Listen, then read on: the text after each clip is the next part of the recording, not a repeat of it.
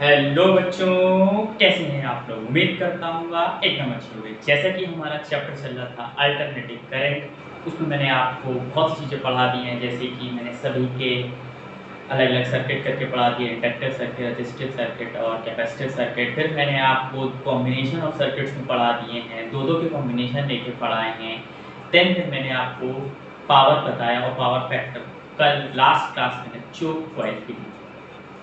आज मैं series LCR circuit आया। अभी तक हम लोगों ने प्योर पढ़ा, फिर दो करके पढ़ा। अब हम लोग तीनों को एक साथ लेके आते हैं।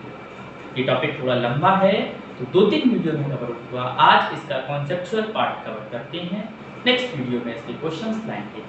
ठीक है, तो देखते हैं क्या सीरीज LCR। तो इसका मतलब पहले तो इंडक्टर बनेगा। ठीक है, ये है इंडक्टर। देन फिर इसके बाद आता है कैपेसिटर। ठीक है, कैपेसिटर। एंड देन फिर इसके बाद आता है resistance, LCR। And then this is connected with AC source. ये एक AC सोर्स से कनेक्ट है। ठीक, पर ऐसे जब करंट जा रहा होगा तो देखो करंट की डायरेक्शन हमको नहीं पता, बट हम डायरेक्शन मान लेते हैं कि इस तरफ जा रहा है करंट। और हमने बोला कि जो करंट जा रहा है वो है I = I0 sin omega t। अरे भैया इसको तो पहचानते होगे ना, ये तो पढ़ते आ रहे हैं। और यहाँ जो AC सोर्स है हमें यही सब निकालना है। हमने बोलिया AC सोर्स है V = V0 sin, और ये नहीं पता है क्या है ओमेगा t प्लस क्या क्या नहीं, ये सब भी पता करें। ठीक, तो हमने बोला जैसे ही हमारा करंट इसके पास आया, करंट तो तीनों सर्किट में सेम होगा क्योंकि सीरीज है, बट वोल्टेज अलग अलग हुआ हर सर्किट में। तो हमने बोला इसके पास जब करंट गया तो इसका वोल्टेज हो गया VL। ठीक है ना, और इसके पास जब गया तो इसका वोल्टेज हो गया VC और इसका वोल्टेज हो गया VR। ठीक है, हमने बोला VR with respect to time क्या होगा, तो आपने बोला कि भैया V0R, ये तो लिखना आता ही है। अब देखो करंट रेजिस्टिव वाले सर्किट में उसी फेस में रहता था या कुछ आगे पीछे रहता था, सेम फेस में रहता था। तो जो इसका फेस डिफरेंट है वही इसका फेस डिफरेंस होगा, V0R sin omega t। Understand? ठीक है, दूसरा ये देखते हैं वोल्टेज इंडक्टेंस का एट टाइम t क्या होगा। तो मैंने बोला इंडक्टेंस का, तो देखो इंडक्टेंस में करंट क्या सेम फेस में रहता था? नहीं, तो क्या रहता था? 90 डिग्री आगे रहता था क्या कि 90 डिग्री पीछे रहता था? सोचो, इंडक्टिव में करंट 90 डिग्री पीछे रहता था, लैग करता था। कैपेसिटिव में लीड करता था, तो इंडक्टिव में लैग करेगा। जब करंट 90 डिग्री पीछे रहता था इसका मतलब पोटेंशियल 90 डिग्री आगे रहेगा। अंडरस्टैंड? करंट 90 डिग्री पीछे, देन पोटेंशियल 90 डिग्री आगे, तो पोटेंशियल 90 डिग्री आगे हो जाएगा, तो ये हो जाएगा V0L sin omega t plus π/2। Understand? इतना समझ में आया? हमने बोला VC भी निकाल देते हैं। VC with respect to time क्या होगा? हमने बोला कि V0C, तो इतना तो हमको पता है, इतना तो हमको पता है, बट ये क्या इसी फेस में रहता था? करंट इसी के फेस में चलता था? नहीं, करंट यहाँ पर 90 डिग्री आगे रहता था। तो जब करंट 90 डिग्री आगे है तो पोटेंशियल 90 डिग्री पीछे होगा। बस क्या हो जाएगा? Sine omega t minus π/2। हमने बोला ये तो यार V0R इसका पीक वैल्यू, ये इसका पीक वैल्यू, ये इसका पीक वैल्यू, और ये जो V0 है ये सभी का, इन तीनों का कॉम्बिनेशन से पीक वैल्यू जो आया रिजल्टेंट पीक वैल्यू है। इतना हम समझ रहे थे। तो हमने बोला कि ये सब निकालना है, हमें V0 भी पता करना है। क्या है भैया V0? ठीक, V क्या है ये सब पता करना है। ये भी क्या आ रहा होगा पूरा, तो देखो ऐसे नहीं पता चल रहा, ये अच्छा इतना तो सबको पता है ना, ये V naught R, V naught L, V naught C को क्या क्या लिख सकते हैं, इधर बता दे रहे हैं। वी नॉट आर को हम लोग लिख सकते हैं आई नॉट आर, अरे याद है V equals to I R, वही तो है। और V naught L, V naught L को हम लोग क्या लिख सकते थे, याद करो, I naught X L. V naught, ये V है, वी नॉट सी को क्या लिख सकते थे, आई नॉट एक्स सी। यहां एक्सएल क्या होता है, ओमेगा एल, और यहां एक्ससी क्या होता है, 1/ओमेगा सी। ये प्रीवियस लेक्चर्स की बातें, प्रीवियस लेक्चर देख के आइएगा तो ये लेक्चर बहुत अच्छे से समझ में आएगा, खासकर पावर और ये वो तीनों इंडक्टिव वाले। ठीक है, जो बुक कॉइल अलग है नहीं भी, लेकिन कोई फर्क नहीं पड़ता। तो हमने बोला ये तो ये है, ठीक, हमने बोला कैसे निकालेंगे, तो हमने बोला आइए पहले इसका फेजर डायग्राम देखते हैं। फेजर डायग्राम, फेजर डायग्राम क्या होगा, देखो रजिस्टिव वाले का जो वी नॉट आर है, पीक वैल्यू है, वो करंट के उसी फेज में रहता था। ये जैसे सपोज हमने बोल दिया कि मान लिया ये वी नॉट आर है, इसी फेज में करंट रहेगा, ठीक, इतना समझ में आया, इतना समझ में आया। इंडक्टिव करंट से उसका पोटेंशियल कितने डिग्री आगे रहता था, सोचो 90 डिग्री, तो 90 डिग्री आगे ये रहता था, ये हो गया वी नॉट एल, अंडरस्टैंड। और कैपेसिटिव 90 डिग्री पीछे रहता था, ये हो गया वी नॉट सी। ये तीनों का फेजर डायग्राम, समझ में आया। यहां पर हम लोगों ने पीक वैल्यू ली है, यहां पर आरएमएस वैल्यू भी ले सकते हैं। क्या बोले, यहां पर पीक वैल्यू ली है, यहां पर आरएमएस वैल्यू भी ले सकते हैं। ये कॉन्सेप्चुअल बात है, कॉन्सेप्ट क्लियर करिए यार, कॉन्सेप्ट क्लियर करिए। यहां पर पीक वैल्यू ली है, यहां पर आरएमएस वैल्यू भी ले सकते हैं। Vrms of inductive, Vrms of resistive, Vrms of capacitive. अच्छा, हम लोग इसका एक और फेजर डायग्राम बनाते थे, सभी में बनाते थे ना, जिससे हमारा इंपेडेंस रेजिस्टेंस लाइन वाली चीजें निकलती थी। तो हमने बोला कि इसका अगर इंपेडेंस वाला फेजर डायग्राम बनाएंगे तो कुछ इस टाइप का बनेगा।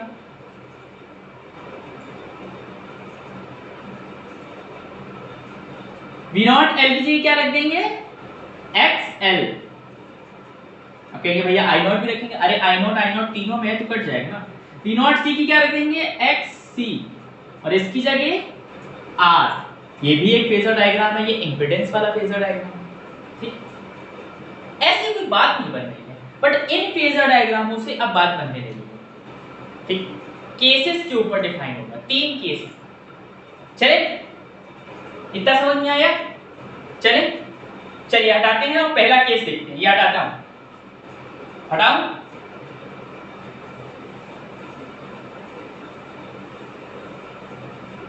देखना केस फर्स्ट। केस फर्स्ट उन्होंने बोला V naught L is greater than V naught C, मतलब पीक वैल्यू ऑफ वोल्टेज की पीक वैल्यू इंडक्टिव की और इज ग्रेटर देन कैपेसिटिव। ये कैपेसिटिव है, ये इंडक्टिव। उन्होंने इतना बोला, इसको ये भी तो लिख सकते हैं, वी नॉट एल की जगह हम लोग लिख सकते हैं एक्स एल, मतलब XL ग्रेटर देन XC।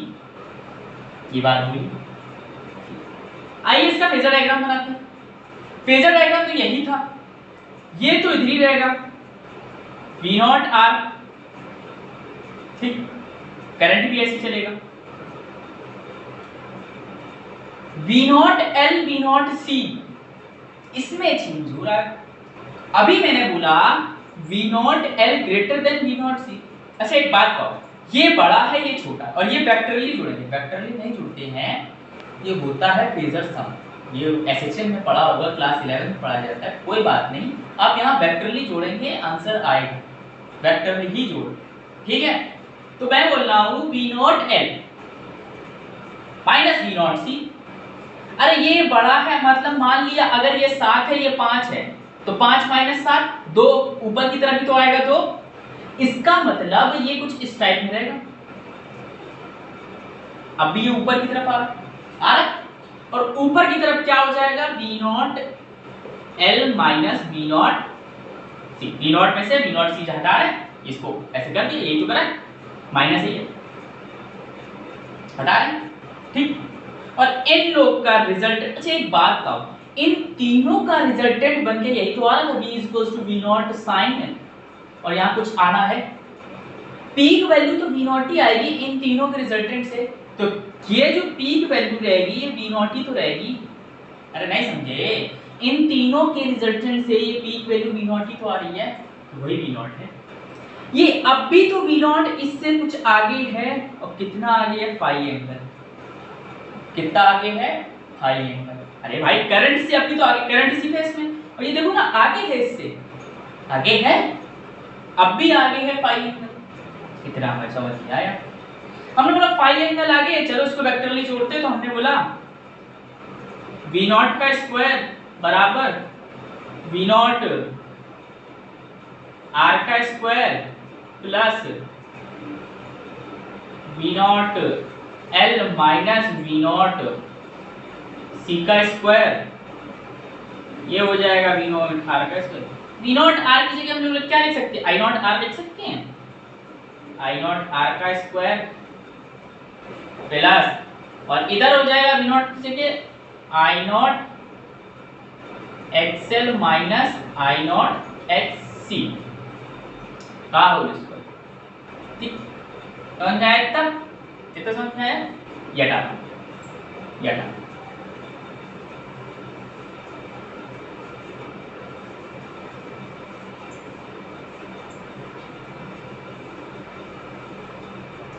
ठीक है। देन क्या करेंगे, इसमें से आई नॉट बाहर आ जाएगा, तो ये हो जाएगा वी नॉट का square is equals to I naught का स्क्वायर आर का स्क्वायर प्लस आई नॉट बाहर ले लिया तो स्क्वायर के साथ आएगा ना, स्क्वायर में है, और ब्रैकेट के अंदर क्या आ जाएगा, एक्सएल माइनस एक्ससी का होल स्क्वायर, ठीक है। वी नॉट आर का स्क्वायर, आई नॉट दोनों में कॉमन है, तो आई नॉट स्क्वायर कॉमन ले लिया, बचा क्या, R square plus XL minus XC का होल स्क्वायर, ठीक है। अरे कुछ नहीं करा है, यहां से आई नॉट बाहर लिया, ये आया, आई नॉट दोनों कॉमन है, आई नॉट कॉमन ले लिया है, बचा क्या, R square plus XL minus XC का होल स्क्वायर।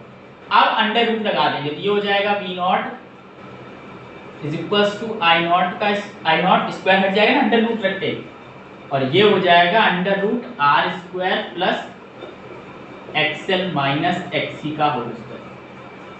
ऐसे कभी कुछ देखा नहीं, हम तो देखते थे भैया V naught be equals to I equals to R, यहाँ कुछ रेजिस्टेंस जैसा होना चाहिए, लाइक का रेजिस्टेंस होना चाहिए, तो भाई साहब ये लाइक का रेजिस्टेंस ही है, लाइक रेजिस्टेंस, जिसको हम लोग इंपिडेंस बोलते हैं, जिसको जेड से डिनोट करा जाता था, I naught is equals to V naught Z, Z की वैल्यू क्या है, ये मैंने बोला भी था आपको कि जेड बदलता रहता है, इंपिडेंस बदलता रहता है, वही है इंपिडेंस है। आगे peak value V naught is equals to I naught R Z, और क्या लोगे, पीक वैल्यू गई है रेजिस्टेंस, अंडरस्टैंड, पीक वैल्यू आ गई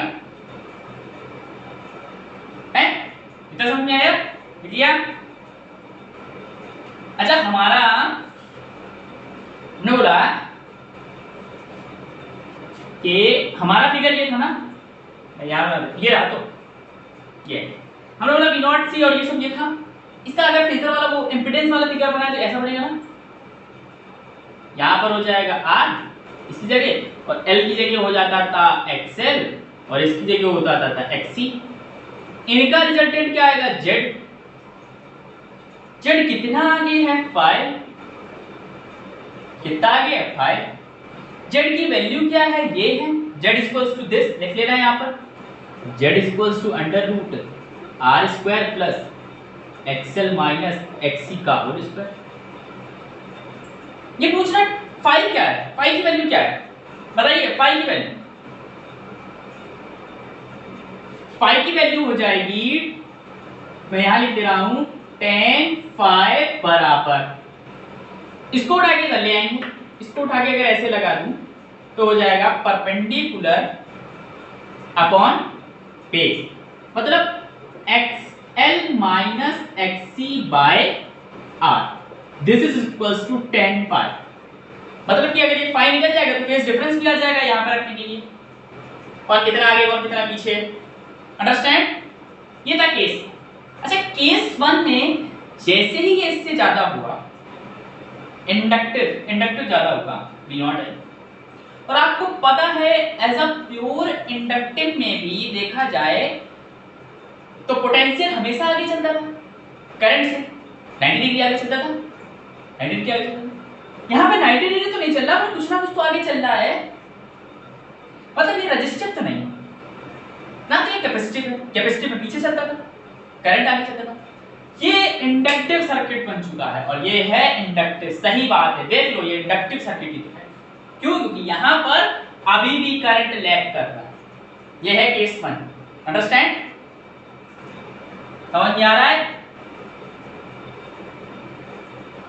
नोट कर लो, आ रहा हो नोट कर लो, नोट कर लीजिए,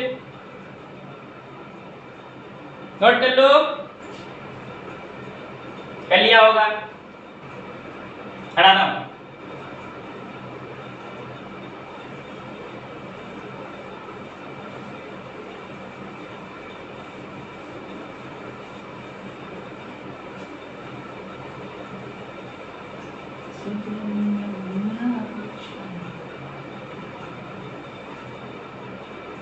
केस 2,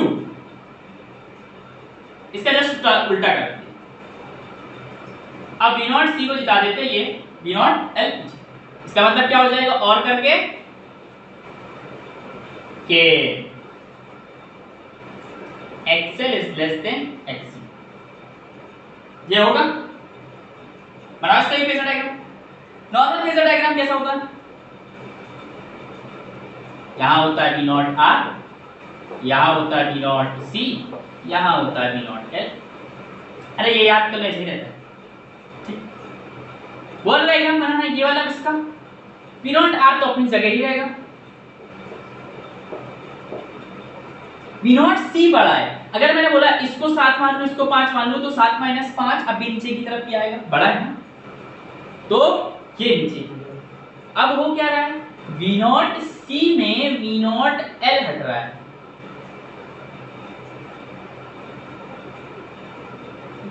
इनका रिजल्टेंट तो अब भी V नॉट ही रहेगा, और ये फाई आगे है,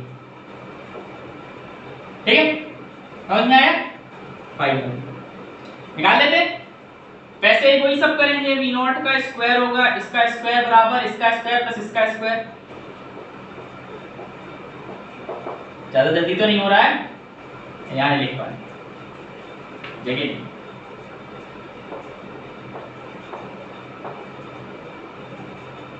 अरे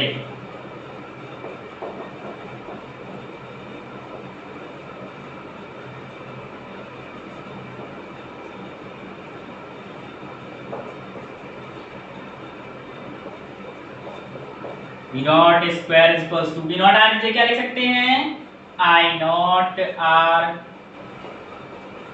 स्क्वायर स्क्वायर प्लस इसी क्या लिख सकते हैं, V नॉट C की जगह I not X C minus V not L की जगह लिख सकते हैं I नॉट X L का होल स्क्वायर। देन फिर से क्या कर देते हैं हम लोग, I नॉट कॉमन ले लेते हैं, तो ये है V नॉट का स्क्वायर स्वाहा I not plus R square plus I not common ले लेंगे, बचेगा क्या, XC माइनस XL का होल स्क्वायर, L है ये, V naught R square square है, I नॉट स्क्वायर कॉमन ले लेंगे, फिर से बचेगा R square plus XC minus XL का स्क्वायर, वी नॉट आर सब कुछ सेम चल रहा है, बस डिफरेंस इसमें है, इम्पीडेंस बदलता है, इम्पीडेंस ही बदल रहा है। वहां पर इम्पीडेंस था XL माइनस XC, यहाँ पर इम्पीडेंस है XC माइनस XL, बस ये बदला है। आई नो, हाँ। अब क्या अंडर रूट लगा देंगे तो वी नॉट सी का वी नॉट सी बराबर I naught under root R square plus XC minus XL का होल स्क्वायर। और ये क्या है, यही है इम्पीडेंस Z। इम्पीडेंस बदला है, बाकी सब कुछ सेम है। फिर से वही इक्वेशन आएगी, V naught is equals to I naught Z। Equation वही आएगी, V naught is equals to I naught Z। देख लीजिए इक्वेशन, इक्वेशन में कोई फर्क नहीं है, जरा सा फर्क नहीं है। समझ में आया? इतना समझ में आया, लिख लिया। आइए इसका फेजर डायग्राम देखते हैं, वो वाला इम्पीडेंस वाला। P नॉट आर की जगह क्या हो जाता है R, P नॉट सी की जगह क्या हो जाता है XC, P नॉट L की जगह क्या होता है XL, ये क्या आता है Z। तो Z बराबर क्या हो जाता है, ये फाई एंगल आगे रहता है। अरे ये सब तो पता है, बच्चों वाली चीजें हैं, पिछले इतने लेक्चर पढ़ा चुके हैं, कम से कम 6 7 8 उसमें, सॉरी 9 लेक्चर पढ़ा चुके हैं, 9 लेक्चर तक में ये सब नहीं सही। ये Z बराबर क्या हो जाएगा, Z बराबर होता है आपका R square plus XC minus XL का स्क्वायर, यही आपका Z है। अब हम कहेंगे देखिए आपका करंट अगर इसी फेस में चलता है ना, आपको पता है करंट तो उसी फेस में चलता है जिस फेस में V नॉट आ रहा है, रेजिस्टेंस के फेस में चलता है। अगर आपका करंट इस फेस में है, अब करंट लीड कर रहा है, इससे पिछले वाले केस में करंट लैग कर रहा था, पोटेंशियल लैग कर रहा है। अब पोटेंशियल पीछे है, देख लो V नॉट था, मतलब ये tan फाई, सॉरी ये फाई एंगल निकल ही आएगा। तो जो फेस डिफरेंस इसका होगा उसमें फाई एंगल माइनस कर देना, क्योंकि पीछे है। इससे पहले वाले में फाई ऊपर आ रहा था तो फाई एंगल प्लस कर देना, तो जो आपका ये बन जाता V नॉट साइन, यहाँ होता ओमेगा टी प्लस फाई, पिछले वाले के लिए है, और इस वाले में बनेगा माइनस फाई। क्यों? क्योंकि पीछे है, करंट से पीछे जा रहा है। अगर आगे जा रहा होता तो प्लस होता, पीछे जा रहा है तो माइनस होता। तो ये फाई निकालने के लिए तो आपको पता है क्या करना रहता है, tan फाई बराबर क्या हो जाएगा, इसको उठा के इधर ले आएंगे ऐसे। अब क्या होगा, XC minus XL, XC minus XL bye R। अब आप कहेंगे कि भैया tan फाई तो चेंज हो गया, तो बेटा यहीं से तो सब कुछ चेंज हुआ है, सबसे पहले इम्पीडेंस चेंज हुआ है ना, इसीलिए कह रहे हैं फर्क इम्पीडेंस में आ रहा है और कहीं चेंज नहीं हुआ। सिर्फ इम्पीडेंस चेंज होता है, देन ऑटोमेटिक ये भी चेंज हो जाता है। ये क्या है, tan पाई बराबर XC minus XL bye R। Understand? इसी चीज समझ में आई? इजी है, बहुत इजी है, लल्लन टॉप टॉपिक। केस 2 भी यही है। ऐसे वेरियस केसेस पे भी आपके बोर्ड भी क्वेश्चंस देगा कि ये ज्यादा है ये कम है, यही सब करना है। ये केसेस नहीं है ऐसा समझिए, ये क्वेश्चंस हैं, कैसे सॉल्व करना है ये सब बताया जा रहा है। ऐसे क्वेश्चन सॉल्व करने हैं, जो जो पूछता जाए खट्टा निकालते जाओगे। नेक्स्ट वीडियो क्वेश्चंस पे ही आएगी, देखिएगा बहुत मजा आएगा, अच्छी अच्छी ट्रिकों के साथ क्वेश्चन सॉल्व कराएंगे। हटाएं। तीसरा केस तो बहुत पूरा केस है।